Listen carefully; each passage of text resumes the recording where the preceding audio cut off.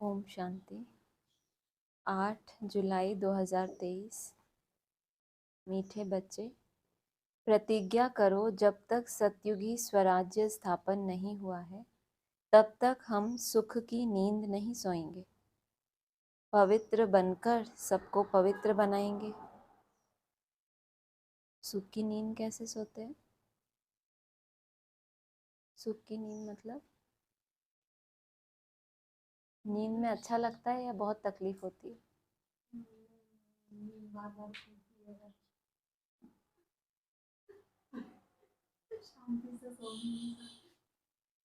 उठने की चिंता रहती है, इसलिए इसको सुख की नींद नहीं कहते। इसलिए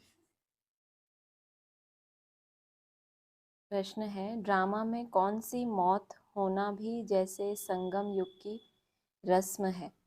उत्तर है, विजयमाला में आने का पुरुषार्थ करने वाले अच्छे अच्छे बच्चे भी आश्चर्यवत सुनंती कथनती फिर भागंती हो जाते, अर्थात मर जाते हैं। ऐसी मौत भी संगम युग की जैसे रस्म बन गई है। श्रीमत पर ना चलने से माया हरा देती है। बाप का बनकर हाथ छोड़ा तो गोया मर गया, तकदीर पर लकीर लग जाती है। गीत है, दर पे आए हैं कसम ले। ओम शांति। मीठे मीठे जीते जी मरने वाले बच्चों ने यह गीत सुना। जो जीते जी कुर्बान गए हैं। बाकी सबने सुना ही नहीं गीत? गीत सुना? फिर क्या सुना? क्या किस तरह के संकल्प आए गीत सुना तो? अपने जीवन के साथ जोड़ के सुना या ऐसे ही सुना कि वाह बहुत अच्छा? कैसे सुना? जोड़ के? सबने जोड़ के सुना? ऐसे ही सुना?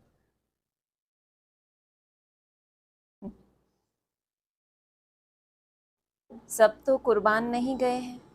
नंबरवार पुरुषार्थ अनुसार जीते जी मरते हैं। जब कोई गोद में लेते हैं या अडॉप्ट करते हैं तो एक परिवार को छोड़कर दूसरे परिवार का बनते हैं। बच्चे जानते हैं हम आसुरी परिवार से मरकर अभी ईश्वरीय परिवार के बने हैं। ईश्वर ने आकर गोद में लिया है। आसुरी परिवार से जितना जितना मरे हैं उतने ही ईश्वरीय परिवार के बने हैं। ईश्वरीय परिवार के बन गए तो फिर वापस उस दुनिया की कोई परवाह नहीं, मतलब कोई संभावना नहीं कि वापस नहीं। तो ऊपर क्या बताया, विजयमाला में आने का पुरुषार्थ करने वाले अच्छे अच्छे बच्चे भी भागंती हो गए। तो ईश्वर ने आकर गोद में लिया है। अज्ञान काल में कोई ईश्वर की गोद नहीं लेते हैं, धर्म के गुरु की गोद ले लेते हैं। जैसे वल्लभाचारी श्री कृष्ण के मंदिर में बच्चे को श्री कृष्ण की गोद में देते हैं। और संगम युग पे क्या होता है, श्री कृष्ण खुद बच्चा बन के बाप की गोद में होता है ना। जब कोई बच्चा गोद में होता है तो उसका पैर ज़मीन से टच नहीं होता, माना उस मिट्टी की दुनिया, देहभान की दुनिया से ऊपर उठ गए। परंतु वह तो है जड़ चित्र, इसलिए फिर ब्राह्मण पुजारी गोद में ले लेते हैं वैष्णव बनाने के लिए। ऐसे गोद में तो बहुत लेते हैं। बच्चे जानते हैं बरोबर उनकी गोद लेते हैं जो होकर गए हैं। कोई क्राइस्ट की गोद लेते, कोई इब्राहिम की गोद लेते। कब होकर गए हैं वह फिर कब आएंगे यह सिर्फ तुम बच्चे जानते हो। जिनका इतना यादगार है बड़े बड़े धर्म पिताओं का, वो कब इस दुनिया में वापस प्रत्यक्ष होंगे वो सिर्फ तुम बच्चे जानते हो। अभी तुम जीते जी मरे हो। तुमको एक बाप की याद में रहना है। लौकिक बाप के बच्चे गोद में आते हैं, बाप मर जाता है, बाकी बच्चे रह जाते हैं। यहाँ तुम ऐसे बाप की गोद में आए हो जो बाप तुमको इस मृत्यु लोक से अमर लोक में अथवा दुर्गति से सद्गति में ले जाने वाला है। मनुष्य मात्र का सद्गति दाता एक ही है। ऐसे नहीं सद्गति सिर्फ तुमको मिलती है। सद्गति तो सबको ज़रूर मिलती है, परंतु ड्रामा अनुसार किसी को सतो प्रधान, किसी को सतो, किसी को रजो और तमो सद्गति मिलती है। फिर भी उसको क्या बोल रहे हैं? सच्ची गति, सतो प्रधान माना एकदम आदि से शुरू हो, जब से नया युग शुरू हुआ तब से आपकी आत्मा भी सदगति में थी। नहीं तो युग नया शुरू हो गया, शूटिंग सतयुगी चल रही है, लेकिन हमारी मनसा सतयुगी अगर नहीं है तो आपका अभी सदगति नहीं हुई ना। अगर कलयुग की शूटिंग में जाके सदगति हुई तो कैसी सदगति हुई? तमो प्रधान सदगति हुई ना। कितना थोड़ा सा टाइम रहेगी, तो सभी को मिलती है। मतलब जो भी आत्माएं परम धाम से पहली बार उतरेंगी तो पहला जन्म उनको गर्भ से नहीं लेना पड़ेगा, पहली बार तो प्रवेश ही करेंगी, भले कितने भी कम जन्म ले। भले तमो में आते हैं तो भी पहले आने से दुख नहीं भोगते, पहले सुख जरूर भोगना है। कोई भी शूटिंग पीरियड चल रहा हो, अगर किसी आत्मा की सदगति शुरू हुई है उसी शूटिंग पीरियड में, तो वो दुख नहीं भोगेगा। पहले सुख जरूर भोगना है, अंत में तो सभी दुख भोगते हैं। बाप कहते हैं, सदगति दाता पतित पावन मैं एक ही हूँ। पहले पहले जो आत्माएं आती हैं वह सुख भोगती हैं।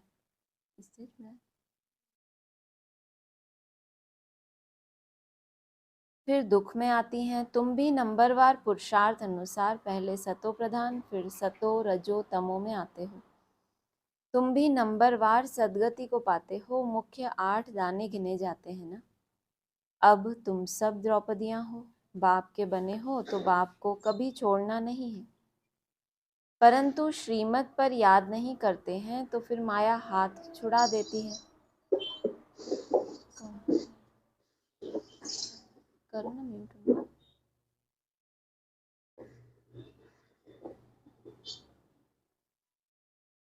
गोद तो ली है, शुरू में चलते आए, अच्छे अच्छे बड़े मीठे बच्चे जिनको विजय माला में 3-4 नंबर में रखते थे, वह भी आश्चर्यवत भागंती हो गए।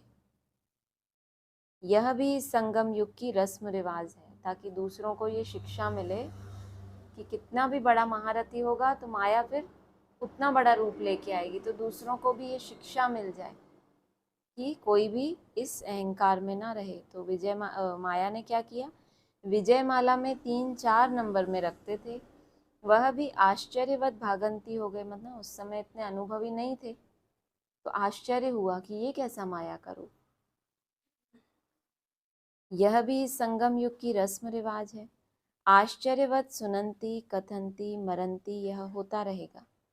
कहेंगे ड्रामा में इनका यह मौत था, बाप का बनकर फिर हाथ छोड़ा तो गोया मर गया है। तो भल इसी दुनिया में, परंतु जीते जी यहाँ से निकलकर आसुरी दुनिया में चले गया। कोई कारण तो बनता है ना। भले कहेंगे ड्रामा, परंतु श्रीमत पर न चलने से माया से हार खा लेते हैं, तकदीर पर लकीर लग जाती है। ईश्वर का बनने से फिर होती है माया से लड़ाई, बाकी देवताओं और असुरों की लड़ाई नहीं होती। माया असुर है जो जीत पा लेती है। अच्छा, अब बच्चे लिखते हैं कि राखी बंधन के त्योहार पर क्या करें। हर त्योहार पर तैयारियां तो करते हैं ना। रक्षाबंधन पर्व के उपलक्ष्य में इन एडवांस जाकर राखी बांधते हैं। इसका पूरा रहस्य भी बुद्धि में होना चाहिए। आगे तो ब्राह्मण ब्राह्मणियां राखी बांधते थे, अब यह रिवाज निकला है कि बहन भाई को राखी बांधती है। असल में ब्राह्मण राखी बांधते थे, क्योंकि ब्राह्मण जाति ऊंच स्वच्छ गाई हुई है। ब्राह्मण असल सन्यासियों से भी ऊंच है। ब्राह्मण अर्थात पवित्र, भले वो घर गृहस्थ में भी होते थे, जो ऋषि मुनि हैं, शुद्ध पवित्र ब्राह्मण, वो असल सन्यासियों से भी ऊंच हैं। परंतु ड्रामा अनुसार इस समय सन्यासी ऊंच बन गए हैं।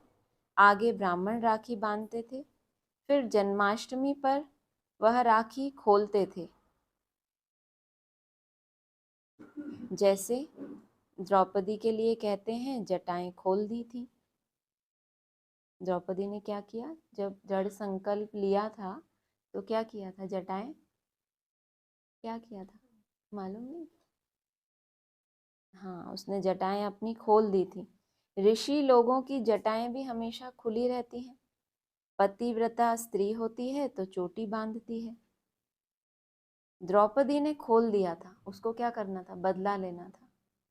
कोई ऐसा लक्ष्य था जीवन का, पतिव्रता स्त्री है तो उसके जीवन का लक्ष्य तो है नहीं, वो तो है ही पतिव्रता, तो उसके ज्ञान की जटाएं बंधी हुई हैं। बंधी हुई माना सारा ज्ञान सिमट कर मेरा तो एक शिव बाबा दूसरा ना कोई, या माना कहो उसको निसंकल्प स्टेज, वो क्या हो गया, बंध गया, जैसे स्टॉप, सारा ज्ञान समाप्त। बाबा ने बोला है ना, तुम बच्चों की कर्मातीत अवस्था होगी तो ज्ञान समाप्त हो जाएगा। तो यहाँ कह रहे हैं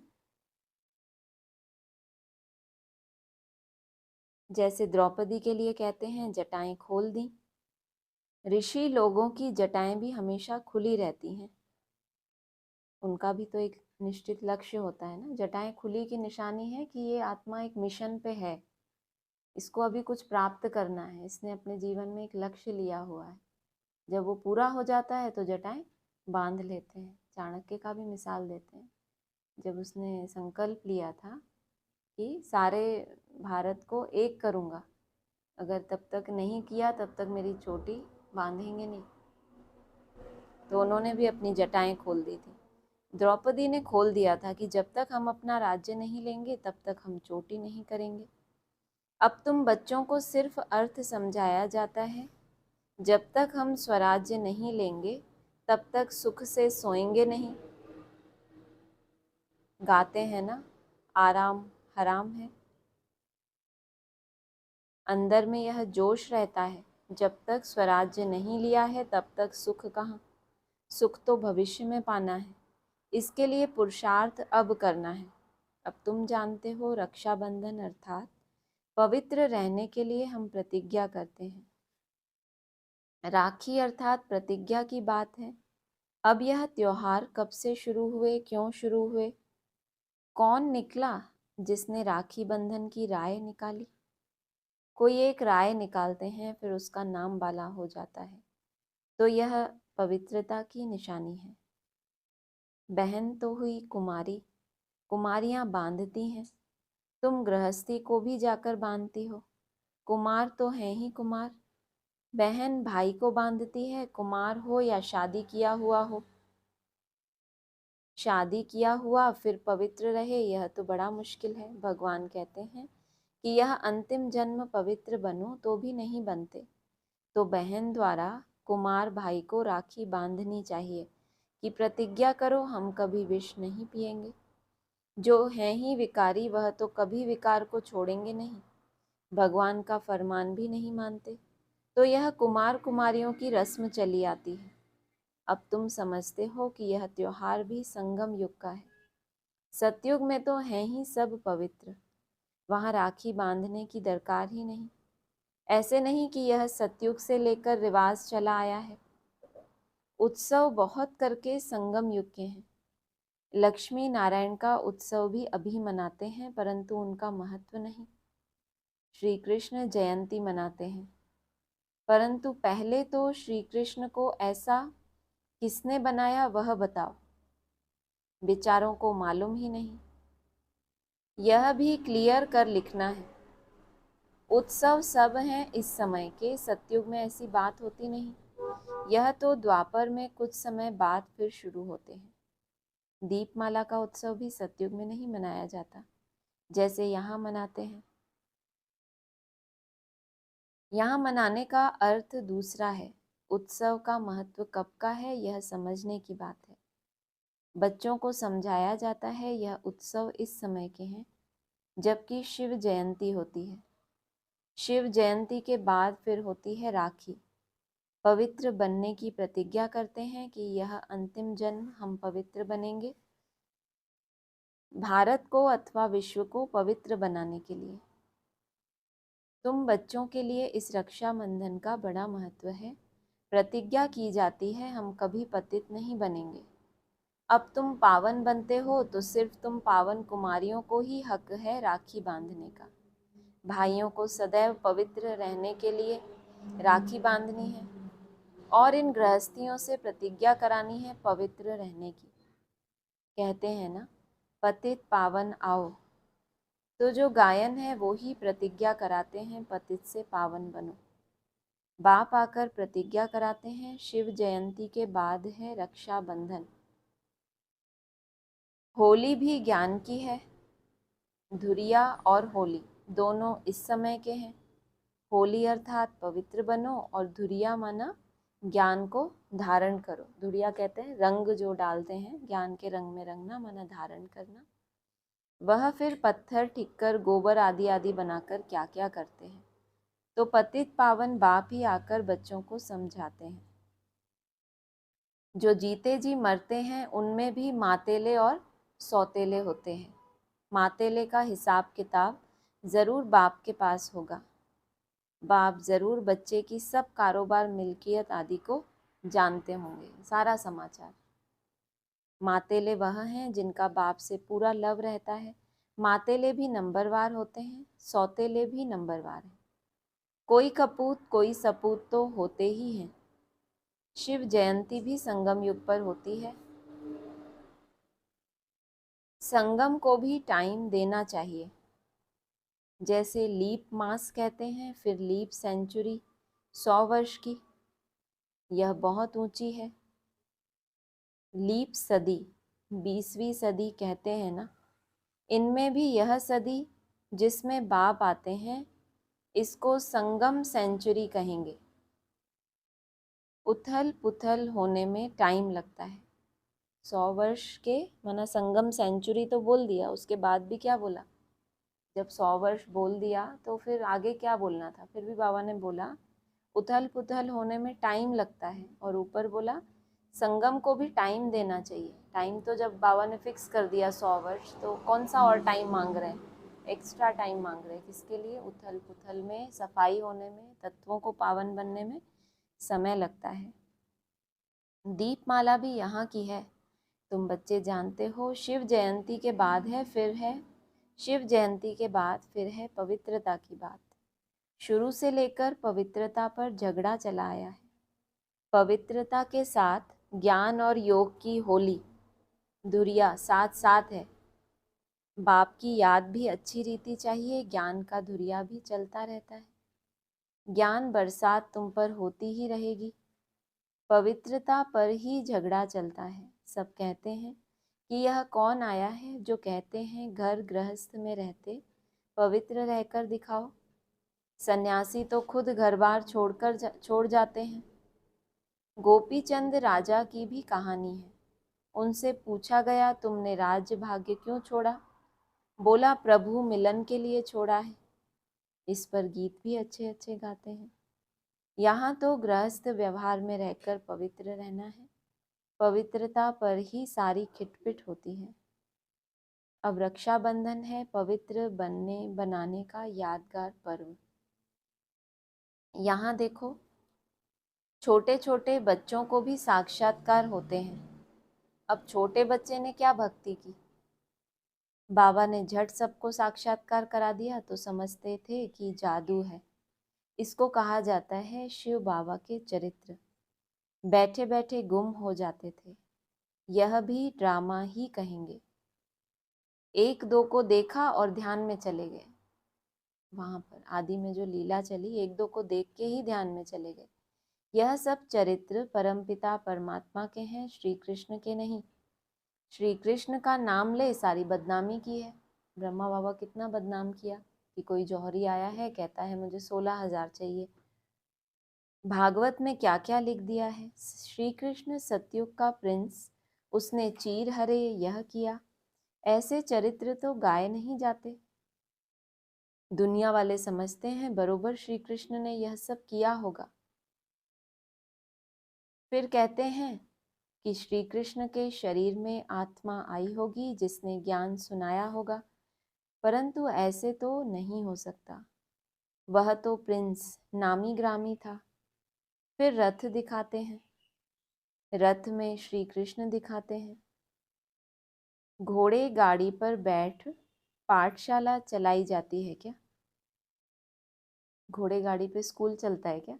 उन्होंने अपने एक स्टूडेंट को बिठा लिया गाड़ी पे और बस पर्सनल ट्यूशन दिए जा रहे हैं। तो है सारी बेहद की बात। 4 घोड़े हैं, मन रूपी घोड़े हैं 4। फिर उस रथ पे कौन है? ज्ञान सुनाने वाला शिव बाबा। उस रथ का आधार लेके उन चारों घोड़ों को कंट्रोल करता है। यह है राजयोग की पाठशाला। कहाँ उन्होंने युद्ध का मैदान दिखाया है और कहाँ तुम्हारी यह युद्ध। यह है माया पर जीत पाने की युद्ध। तो तुम बच्चों को रक्षा बंधन पर समझाना है। रक्षा बंधन अर्थात पतितों को पावन बनाने के लिए स्वयं परमपिता परमात्मा आए हैं। तुम ब्रह्मा कुमारियां हो जो गाई हुई हो। कुमारी वह जो 21 कुल का उद्धार करे। संगम की ही बात है। फिर यह उत्सव सतयुग आदि में नहीं चलता। राखी बंधन के बाद फिर है श्री कृष्ण जयंती, क्योंकि सतयुग में पहला नंबर जन्म है श्री कृष्ण का। उनकी भी राजधानी है। वह इस समय प्रतिज्ञा करते हैं श्री कृष्ण के कुल में जाने के लिए। यह राजयोग है, तुम नर से नारायण बनते हो। लक्ष्मी नारायण की जीवन कहानी है नहीं, बाप ने समझाया है। राधे कृष्ण सो लक्ष्मी नारायण की जीवन कहानी। श्री कृष्ण का जन्मदिन मनाते हैं। अच्छा, नारायण की जयंती कहाँ? कारण होगा ना समझने के कारण सारा खेल ही मुंझा दिया है। महत्व सारा यहाँ का है। ऐसे भी मत समझो कि दीपमाला कोई सतयुग से शुरू होती है। सतयुग में तो है ही पवित्र दुनिया, सभी की आत्माएं जगी हुई हैं। उत्सव सब इस समय के हैं। अभी तुम सबकी बायोग्राफी को जानते हो। शिव बाबा स्वयं आकर के बच्चों को कहते हैं कि अब पवित्र बनो। तुम आत्माएं मैली हो गई हो। सन्यासी तो कहते हैं आत्मा निर्लेप है, इसीलिए बहुत लोग कह देते हैं अंडा मछली आदि खाने में कोई हर्जा नहीं है। सबकी अपनी अपनी रस्म रिवाज है ना। आगे काली पर मनुष्यों की बलि चढ़ाते थे। शिव को तो काला नहीं कहेंगे, ना शंकर को कहेंगे। जैसा शिव का स्वरूप है गोरा, वैसा ही शंकर का स्वरूप। हाँ, ब्रह्मा और विष्णु के 2 रूप गोरे से काले बनते हैं। और महादेव की आत्मा कैसी है? अंतिम जन्म तक भी मनुष्यता, माना उसमें कुछ ना कुछ प्योरिटी रहती है। यहाँ उसका प्रूफ दिया कि न शिव को काला कहेंगे न शंकर को काला कहेंगे। सबसे ज़्यादा पार्ट है ब्रह्मा और विष्णु का, तो ये गोरे से काले बनते हैं। यह सब बाप बैठ समझाते हैं। अच्छा, मीठे मीठे सिक्की लदे बच्चों प्रति माता पिता बाप दादा का याद प्यार गुड मॉर्निंग। रूहानी बाप की रूहानी बच्चों को नमस्ते। रूहानी बच्चों की रूहानी बाप दादा को नमस्ते। बाप से पूरा पूरा लव रख, मातेला बनना है। अपना पूरा समाचार बाप को देना है, कभी भी कपूत नहीं बनना। रक्षा बंधन का यथार्थ रहस्य बुद्धि में रख। पवित्र जरूर बनना है। माया से कभी हार नहीं खानी है। पवित्रता के बल से स्वराज्य लेने की प्रतिज्ञा करनी है। वरदान है सदा मिलन के झूले में झूलने वाले तत्त्वम के वरदानी बाप समान भव। जैसे बाप दादा आप मालिकों की आज्ञा मानकर मिलन मनाने के लिए आते हैं। जी हाजिर का पाठ पढ़कर हाजिर हो जाते हैं, ऐसे ही तत्त्वम अमृत वेले से लेकर दिन की समाप्ति तक धर्म और कर्म में बाप समान बनो। जो भी धारणाएं हैं और जो कर्म हैं उनमें बाप समान बनो, तो सदा मिलन के झूले में झूलते रहेंगे। इस मिलन के झूले में रहने से प्रकृति और माया दोनों ही आपके झूले को झुलाने वाली दासी बन जाएंगी। अभी तो क्या करती हैं, आपको झूले से गिराने का प्रयास करती हैं, फिर क्या करेंगी? झूलाने वाली दासी बन जाएंगी। सर्व खजाने आपके श्रेष्ठ झूले का श्रृंगार बन जाएंगे। स्लोगन है सदा ब्रह्मा बाप की भुजाओं में समाये रहो तो सेफ्टी का अनुभव करेंगे। ओम शांति। लिखना।